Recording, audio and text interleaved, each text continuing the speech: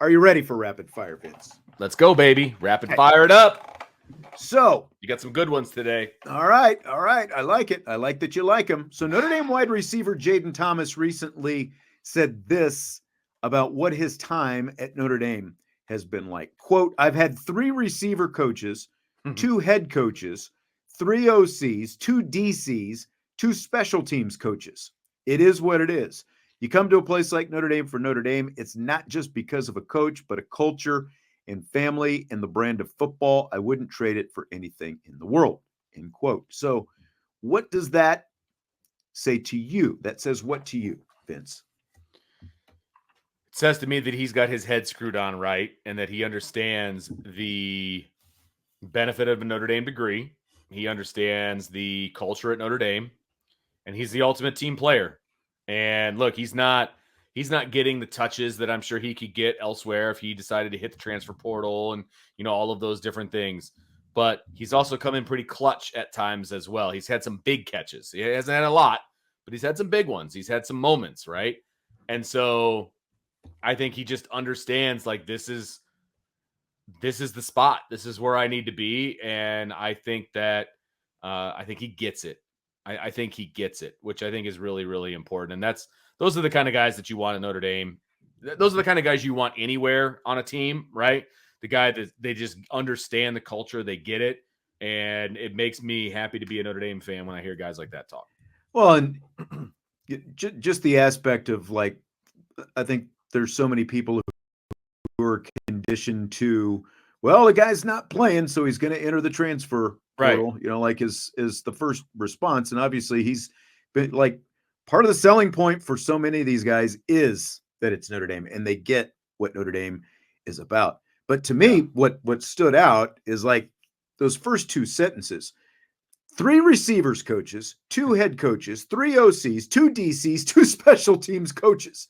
Like it kind of hit me in the face. It's like so much of I think what we take for granted is just the coaching and the continuity and the consistency, but there hasn't been any, like especially if you're obviously a wide receiver, because not only has a veteran receiver like Jayden Thomas had 3 position coaches in his time here at Notre Dame, he's had 3 offensive coordinators and 2 head coaches as well. And he participates in special teams. So he's had a couple of special teams coaches as well. So like that's a lot, So I think that again, I feel like there's a lot that kind of gets taken for granted. I'm not giving like anybody free, like free passes for wins or losses or anything else like that. But it really does kind of put it into perspective. You always hear, well, it puts it in perspective, but it does put it in perspective. Like there's been a lot of transition and a lot of turnover and just a lack of consistency from the top when you see it spelled out like that. And it's in some ways it makes it even more impressive what they've been able to do on the field the last couple of years when you look at it like that. Yeah. Yep. Agreed. So Irish defensive coordinator Al Golden said this about having the right players on the field to defend Navy Saturday. Quote, it's really not about the guys that rushed the passer well or the guys that played well last week or the guys that played well versus Texas A&M. It's the guys that play this defense well and obviously that play against this offense and how they operate well. I think that's the most important thing, end quote. So you hear that, Vince? Do you think we see, either guys lining up in spots maybe we don't usually see them line up in and or, maybe some faces mixed in that we haven't seen as much of before on defense so far? Oh, yes to all of those questions. I think that one of the things that has been a paramount to Al Golden's defense is when they play Navy or they play a triple option team, he's in the bag, man. Like he understands that you've got to get some athletes on the field that can go that first of all understand the defense, understand what triple option is, and then can go out and make plays from an athletic standpoint, right? And like they had Jack Kaiser playing safety, I think one year, and they've had different guys playing different spots. I think you're going to see the athleticism of the 5 rotating linebackers Like, I feel like there's going to be maybe an opportunity where you might see 4 or 5 of those guys on the field at the same time because they're all going to be crowded around the line of scrimmage, but they can also run with some of those wing backs and some of those wide receivers as well. And I think that's going to, not that they're going to necessarily take Xavier Watts off the field or, the best part is you've got safety options. still important. Yeah. You've got options, but you can put a Jalen Sneed or somebody like that in a position where you might not have him before. Like, this might not be a big Jordan Clark game, right? At the nickel. They might have somebody else. Maybe that's Jaden Osbury. We might not play nickel, but because tackling is going to be so important and he's covered and tackled well, maybe you just see more of him outside, for example. So and look, do I necessarily want Christian Gray competing against a team like Navy where he's got kind of an issue with his shoulder? Do I want him making a bunch of tackles? Maybe that's where I put Jordan Clark for a little while. You know what I mean? Exactly. So there's a lot of options that you have if you're Al Golden, and I think you're definitely going to see some guys playing in some different spots. Yep. Stymie brings up, and I agree with everything that you're saying, Stymie brings up KVA, and Jesse was calling his shot toward the end of yesterday. He said maybe KVA makes sense as, like up on the edge of the defense, that kind of thing. Like maybe you see him up on the line of scrimmage. Yeah, no, I know. It's it's just he's going to be. That's Jesse's shot call. So I was just, kind of throwing that out there. I don't know that happens, but I brought up Greer Martini yesterday. And it perfect example. Yeah, exactly. He was like the Navy triple option middle linebacker, and would sort of come out of mothballs and get his tackles against Navy, and then you'd barely see him, unless it was on special teams the rest of the year. Look, I think if Drake Bowen hadn't had the games he's had the last 2 or 3 weeks, I would be more on board with KVA being the leading tackler. But right now, Drake Bowen's playing at a very high level. I wouldn't take him out of the middle. Now, maybe having both of those guys in there, maybe having all 3 of those guys in the middle, right? If you had Kaiser and Bowen and KVA all in the middle, with different responsibilities and things like that, you could be pretty competitive with that group. So, it just depends on how they want to run it and how they want to do it. But you've got a lot of athleticism and a lot of speed at that second level that you can take care of business with. And they're all smart enough that, like the assignments should be pretty natural to them. Agreed. Again, like Jalen Sneed, remember, he started against Navy last year. And he started against Navy as a freshman too. Yeah. He didn't play a bunch, but he started. So, there's that. That's absolutely right. Okay, Vince, so there's a lot of talk about, college football playoff chances, predictions going on right now. We teased this a little bit in the mailbag earlier. Scale of 1 to 10, what is your legitimate concern that Notre Dame could miss the playoffs with one loss at the end of the regular season? 0. I have no concern whatsoever that Notre Dame will miss the playoff at 11-1. None. No concern. Really? Yeah, really. Well, mine's polar opposite because mine is 8 because of all these teams that we've talked about. Well, I think you're wrong. My concern is an 8 because, again, I see a lot of people talking about, can they get in with 2 losses? That's not going to happen. But there are scenarios going on in the Big 10, the Big 12, the ACC right now. Like if the dominoes continue to fall the way they're going, for starters, there's a chance that 3 Big 10 teams, Oregon, Penn State, and Indiana, could all be undefeated going into at the end of the regular season. So none of them are getting left out. One of them is going to have to get left out of the Big 10 championship game. There's another scenario where 5 teams from the Big 10 could end up with just 1 loss. And what's that do? That blows everything up. And then you look at the Big 12 where you've got 3 teams, and the scenarios in the Big 12, it's basically BYU, Iowa State, and Kansas State. You could have 2 unbeatens and a 1-loss team. You could have 3 1-loss teams, or you could have 2 unbeaten and 1 loss. It's the scenarios there are just nuts. And then you've obviously got the group of 5 team, the best group of 5 team that's guaranteed a spot. And then in the ACC, you could have 3 teams unbeaten in conference play at the end of the season. One of them might be unbeaten overall. The other 2 might just have 1 loss. And the thing about all of these teams, Vince, is even if, they knock each other off, all of their losses are going to be better losses than what Notre Dame has. That's going to, like, that NIU loss could really sting them when it comes to selection at the end of the year. So that's why my concern is very high. I'm not concerned in any way, shape, or form because I don't think any of those scenarios are actually going to come into play. I think the ACC and the Big 12. How are they not going to come into play? I think the ACC and the Big 12 play each other. The ACC and the Big 12 have more of a chance of being a one bid league than the crazy scenarios that you just came up with. I think that's more realistic than anything else. Well, we'll pull this at the end of the season because, like, the fact that you think there's zero chance, crazy scenarios, there's zero chance that IU is undefeated at the end of the season.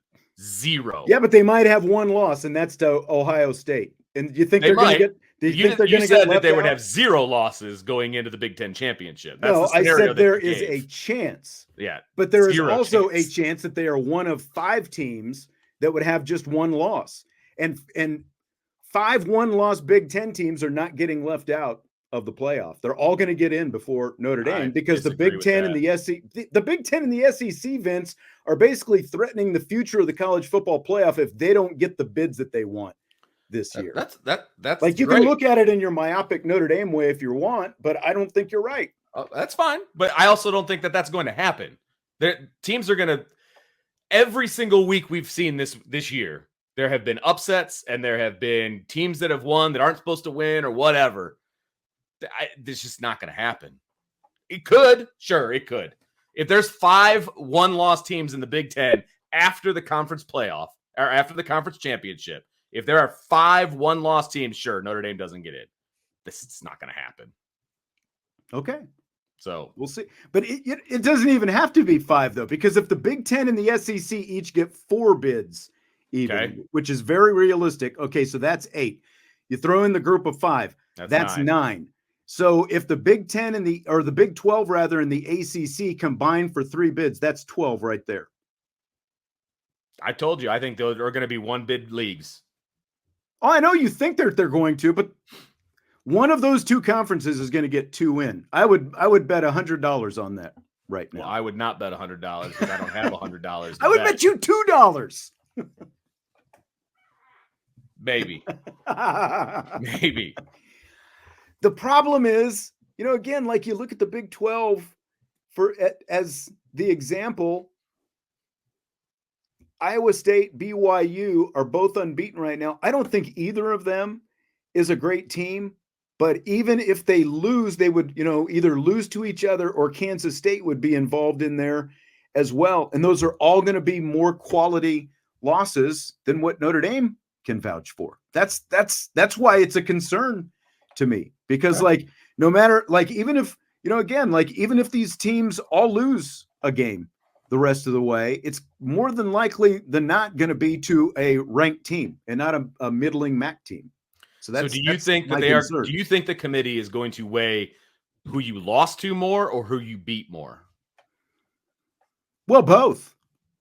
Which one is going to be I think it will be held more against Notre Dame that they have a loss to a MAC team than any of these teams who would potentially lose a conference game to another Power 4 because team. Notre Dame at the end of the season, when they played the games, Notre Dame will have beaten a heck of a lot of ranked teams at the end of the year if they go 11-1, right?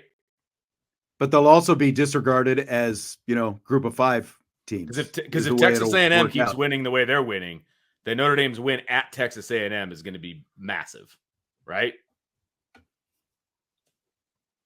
Say that again. If Texas A&M and Notre Dame both win out, then Notre Dame's win over Texas A&M is going to be huge. Oh, sure. But that's... And that, to me, that outweighs a loss to NIU. Because you're talking about a college football playoff team that you beat. But let's say Penn State loses to Ohio State and Indiana loses to Ohio State, and those end up being their only losses. Those are going to be a lot easier to forgive than losing to Northern Illinois.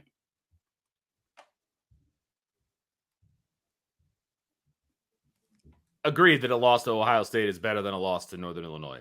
Right. I do not disagree with that in any way. It's just, is Penn State going to win out after they play Ohio State? I think that's but a that's why legitimate question right there's now. the potential for them to be one of 5 teams with 1 loss, Sure, because they play Ohio yes, State. you're right. There's potential that could happen. I just think that is so many things have to go correct for that to even come close to occurring. I don't think it's nearly as crazy as you coming. think. Like when you look at the schedules of who they're playing, there is a very good likelihood that at a minimum you're going to see 4 1-loss teams in the Big Ten, if not the 5. Okay. Now, the wild card in all this is Indiana, because, of course, they lost their quarterback and he had thumb surgery. Fill in the blank. It would be blank if Indiana makes the playoff with a first-year head coach. It would be unbelievable if they make the playoff. I mean, it would be unbelievable. It would be a great story. It would be a great story. I think Curt Cignetti has one of the best sound bites ever when he's like, "I win, Google me." Like that. I mean, he is great. He's an easy guy to root for. I think that it's a great story. It would be amazing if he took over IU and took them to the playoff in the first year. It'd be amazing. I mean, it would be amazing. It kind of changes the curve for any first-year head coach when you can not only go to a program that doesn't traditionally even make bowl games, let alone have winning seasons, and get them to the college football playoff in the first year. And we've kind of ripped Mike Norvell and Lincoln Riley both, for leaning on the transfer portal so much, and that's exactly what Cignetti did down there. So great for them, but for the rest of the world, I think that it kind of skews things pretty quickly. Oh, I mean, because it definitely raises the bar. Like how does IU win all these games? You know what I mean? How come you can't win? That's a tough, that'd be a tough one to answer, I suppose, if you're a first-year head coach anywhere else. Yeah, I'm looking. Now, USMA is saying what would be IU's win. I'm not sure, under which scenario you're talking about. Obviously, if IU runs the table, they're going to have a win over Ohio State. They would also have a win over Michigan. Now, and not that great Michigan team, but they would also have a win over 2 weeks Washington. ago, they were top 5. So how the mighty have fallen as far as Michigan is concerned. You know what I mean? They were everybody's darling there for a little while. And now all of a sudden, they're terrible. Right. Which is funny to me, but whatever. Yeah. I mean, if IU is able to run the table, that would include a win over Ohio State. So if that's what you're asking, but they would also absolutely be their best win. Yes. And, even if Michigan ends up being outside the top 25, which it's looking more and more likely that that's what they're going to end up, it's still like IU doesn't beat Michigan. They've had a lot of close calls before, now they, right now, their best win, as Father David points out, is Nebraska. I mean, they just beat down Nebraska. Yes, they did. Yes, they did. I think it finally got people's attention with that win. You know what I mean? I feel like that win finally got people's attention when it comes to IU, because they should not have won by the margin that they did. Right. Like USMA 87 is saying that's why he thinks a 1-loss IU team has a tough road. I mean, the quarterback, and again, he just had thumb surgery, is what was reported today. What the extent of that is, I don't know. We'll find out how the backup plays. The backup did start his career at Tennessee. I think this is his second year at Indiana now. But again, this is why it would be dicey if Notre Dame, going into Selection Sunday, is going up against all these other 1-loss teams, because then you're parsing all these resumes. Who's your best win against? Who's your worst loss against? All those different kind of things. And yeah, so if Indiana were to close the regular season with a loss to Purdue, and that ends up being their only loss, obviously that's a big difference than losing to Ohio State. But in the Big Ten, it's all these ranked teams that are the potential stumbling block. Like in Indiana, like they haven't, like I'm looking back, like they haven't even been challenged really this year. No, that's true. And that's also what's crazy about them. It's like not only are they undefeated, it's not like they're skating by these They teams. haven't. Every not win been a is close more game. impressive than the last one. Yeah, they haven't had a close game yet. I mean, 31-7, 77-3, 42-13, 52-14, 42-28, 41-24, 56-7. Like they haven't had a close game. right. Washington's going to be a handful for them. You know what I mean? And I think, potentially Michigan State could be a handful. Look, they don't have the easiest road, I would say, to finish it off. Now, if they somehow get through Ohio State, they're going to wallop Purdue. But no, they might wallop Purdue anyway. But their next 4 games are going to be tough. There's no doubt about it. Washington, Michigan State, Michigan, and Ohio State. That's a tough 4-game stretch, even though Washington's 4-3. That's still a tough stretch. Right.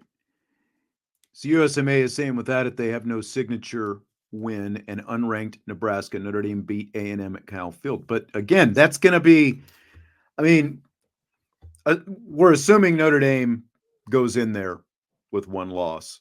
But again, that's going to be part of the question. How much and part of it's also going to be, how does Texas A&M finish? That's completely out of Notre Dame's hands right now. Absolutely. Like, you've got to assume that A&M, like if A&M's only loss ends up being to Notre Dame, that is obviously a huge feather in Notre Dame's cap, and that could sway things quite a bit. There's also a chance that if that happens, that A&M is ranked higher than Notre Dame too. It's exactly right. I think that's actually a very solid possibility. That not even including them like in that, in the conversation right now. But like, who does A&M? They obviously have LSU this weekend. And then they've got South Carolina, New Mexico State, Auburn, and Texas. And I think we all saw last week that maybe that Texas A&M game is going to be a lot more competitive than people would have thought a few weeks ago. For sure. So it's not going to be easy for Texas A&M by any stretch, but if they are able to run that table, then, again, like how much does that good win for Notre Dame offset? Sure. Probably what's going to be the worst resume loss for anyone who's in consideration. And I think the question of what do they weigh more heavily, wins or losses, I think that absolutely comes into play. And as Anthony says here, he says the initial seeding from the committee will tell us a lot about Notre Dame's future for 2024. I completely agree with that. You're going to get a peek into what they think of Notre Dame in that first ranking. And I think you'll have a really good idea of where Notre Dame is going to fall at the end with where they're ranked in the beginning. I think that will be very telling. I think that's a really good point. So we'll see how it goes. Tommy says, is it better or worse for Notre Dame that the eventual conference champs start separating themselves out? I think it's better, because that means that other teams, again, because like it's not like Notre Dame is going to end up being in this conversation for being like one of the top 4 or 5 teams at this point. They're going to be competing against these other teams in that 8, 9, 10, 11, 12 range. So you want as many 2-loss teams from these conferences. You want as many 2-loss teams as possible. That's absolutely what you want. That way you can say, well, we've only got 1. That's absolutely what you want. There's no doubt about it. No doubt about it. I mean, I don't completely disagree with what Father David is saying. He's saying good wins always trump a bad loss. Look at the year Ohio State got smacked by Virginia Tech. But, again, like, I guess what helps Notre Dame is the fact that Navy and Army are both ranked, Oh, definitely. So that'll help build their resume. Otherwise, as we've said all along, there's just not enough meat on the bone otherwise in terms of quality wins for them to have. Here's the problem for Notre Dame. Okay. They beat it this is all the at the time, right? They at the time ranked Texas A&M. They're still ranked. At the time ranked Louisville, right? And then they'll beat an at the time ranked Navy, at the time ranked Army, right? So, and then USC hasn't been good enough and Florida State hasn't been good enough. So it's like they beat these teams and they haven't held up their end of the bargain. You know what I mean? Like Louisville is not holding up their end of the bargain right now, in my opinion. Right. They're 4-3 overall. We all thought that they would be better than that. Yep. I mean, their last 4 games, they're 1-4 or 1-3. You know, and that obviously includes the Notre Dame game. But then they lost SMU and they lost to Florida and they beat Virginia by 4. So they're not holding up their end of the bargain. That's part of the problem here, is that the teams Notre Dame is beating aren't holding up their end of the bargain. So that stinks if you're a Notre Dame fan. Right. How good a chance does A&M have to win the SEC? Well, I mean, if they beat LSU and they beat Texas, they got a great shot to be playing in the SEC championship game. Right. Yeah, 100%. I think they've got a good a shot as anybody right now. They're playing pretty good football.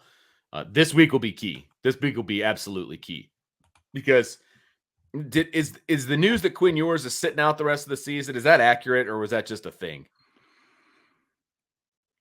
I think that is just a thing. That was just a thing. Okay. Yeah, I think that. All right. I think it came from some overly active fan imagination. Some you know, disgruntled Texas fans. Yeah, leaping to the conclusion that because Manning got to play, that Quinn Ewers was going to sit. And gotcha. Yeah, which was a knee-jerk reaction by Steve Sarkisian, by the way, because when Manning went in there, he looked terrible overall. So he had that one scramble, I think, which was okay, but like he looked overmatched in that game. But anyway, long story short, if they can beat LSU this week, I give them a great shot of going into that Texas game with a chance to be in the SEC championship. Yeah. 24/7, by the way, put it up. I think it was on their Instagram account or something. Okay. And then, like Tommy says, they took it down and said they were hacked. So okay, that's always the excuse. Yeah, I was hacked. Yeah, got it.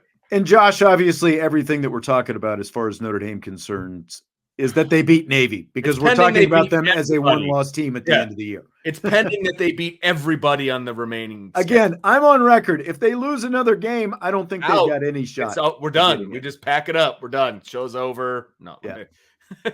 Yes, if they lose another game, we are not even having this discussion.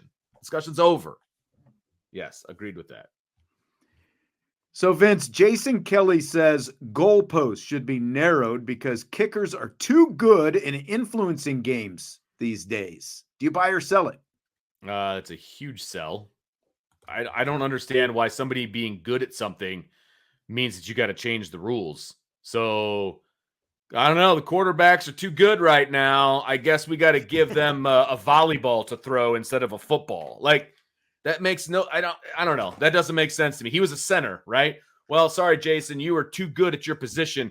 You have to snap the ball with your face now. Right. You're not allowed to use your hands. Like that.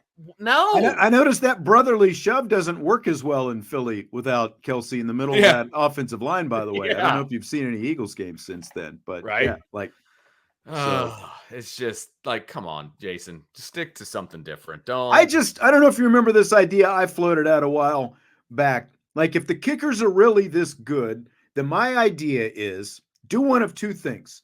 You either put a third upright that is right down the middle of the goalpost, and if the kicker can hit that middle upright on the fly, you get an extra, like you get 4 points instead of 3 points. Okay. If it's at least like beyond 40 yards, maybe, like something like that. It's not easy to hit a goalpost. All right. That's what I'm saying. That's very difficult to do. It's a difficult shot, but you put it right down the middle, and maybe you put it back, like on the back beam or whatever. So it's not like up at the front, but you've got to get it through there, and you've got to hit it on the fly. Either that or like put one of those like net targets, like in a kind of in the middle, and like you kick it into that target, then you get an extra, like something like that. So that it actually rewards some accuracy. True accuracy. Yeah. Yes.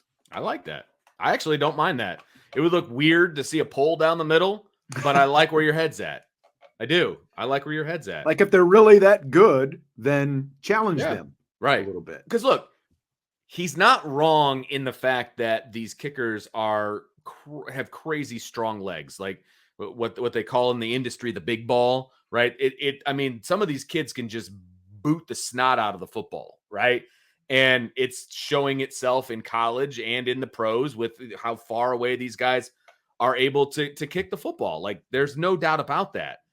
But across the board, in every sport, at every position, players are better than they were 10 years ago. Like that. Yeah. That's just reality, man. You don't have to change the rules because of that. Like I don't like the narrow. Like, have you ever looked at NFL goalposts? Those things are pretty narrow to begin with. I mean, those things are crazy narrow. Right. So I don't buy narrowing the goalposts unless you're going to start making new rules for all the positions. Good point. Joe asks, better episodic show genius, Vince Gilligan, of course, the creator of Breaking Bad and Better Call Saul, or Larry David, who, of course, one of the co-creators of Seinfeld and Curb Your Enthusiasm. It's Larry David, and it's not close for me. I love all four shows, but to me, it's Larry David as well. Just like,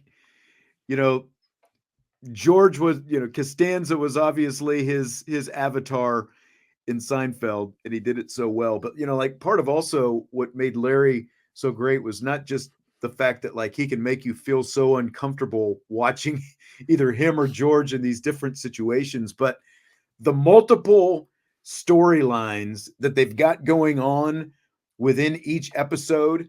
And then he magically is able to connect the three storylines by the end of the episode. It's just, he's brilliant, man. He's brilliant. So I got to go with Larry David as well. It's Larry David. And the fact that he was, apparently Vince was an X-Files writer, that does not raise his stock for me. So I forgot that he was an X-Files writer, but now that you say that, I do remember that. I think that's kind of where, like, kind of Vince Gilligan's first big break. But all right, so Salty wants us to pick a couple. LSU, Texas A&M. Well, A&M's the home team. A&M. I'm going to go A&M. Of course, I'm going to go A&M for so many different reasons. Yep. A&M.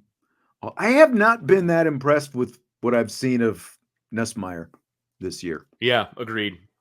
And I think, look, Elko's defense has gotten better and better every week, and I think he's going to give Nussmeier some fits. And look, he was on the same staff as Brian Kelly for a while too.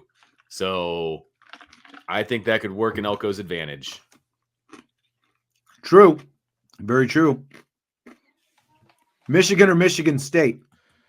I mean, I'll be rooting for Michigan State. I still think Michigan State's probably a year away at this point. So I will take Michigan on this, even though I will be rooting for Michigan State. Yeah, it's crazy. They have identical records. They're both 4-3 overall, Crazy. Both 2-2 in the conference. And it felt like when Michigan beat USC, maybe there was kind of like a bounce back after, losing to Texas, a corner had been turned, all that. But like, it just turns out USC is not that good. So you really, right. You can't base anything on that. But I'm going to go with Michigan as well, even though their quarterback situation is just horrible right now. Yeah, I just think the trajectory for Michigan, like if we're talking long term, I think the trajectory for Michigan State is actually better than Michigan.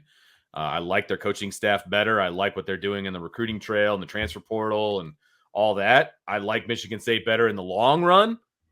But in this particular game, I'll take Michigan with the hopes that I'm wrong. I agree. Well, I think that's going to do it for tonight, Vince. Ooh, is that it? Okay. It is. You smell the dinner cooking upstairs? Something. My wife's trying a new dish. I'm excited. I don't know if you know. I was told new. So I'm ready. I'm excited. All right. We will talk to you tomorrow. We've got some Marcus Freeman stuff from his noon Zoom. We'll see what kind of stuff pops up. And of course, it's We In, We Out day. I've got to go post the thread on the Champions Lounge so you can submit your We In, We Out questions. And don't forget to hit that like button before you leave the show tonight as well. Always appreciated. All right. Great questions from the crowd tonight. Have a good one. We'll talk to you tomorrow on Ivy Nation Sports Talk.